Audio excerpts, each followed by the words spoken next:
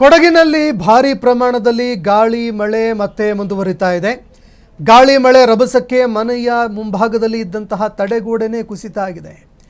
ಮಡಿಕೇರಿ ಸುಬ್ರಹ್ಮಣ್ಯ ನಗರದ ಸ್ಫಟಿಕ ಲೇಔಟ್ನಲ್ಲಿ ನಡೆದಂತಹ ಘಟನೆ ಇದು.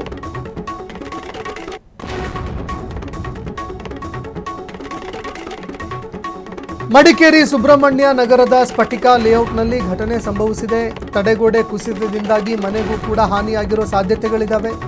ಸ್ಥಳಕ್ಕೆ ನಗರಸಭೆ ಕೌನ್ಸಿಲರ್ ಅಪ್ಪಣ್ಣ ಅವರು ಭೇಟಿ ಕೊಟ್ಟರು, ಪರಿಶೀಲನೆ ಮಾಡಿದ್ದಾರೆ. ಇನ್ನು ತೀವ್ರತರವಾಗಿರುವಂತಹ ಮಳೆ ಮತ್ತೆ ಮುಂದುವರಿತಾ ಇದೆ.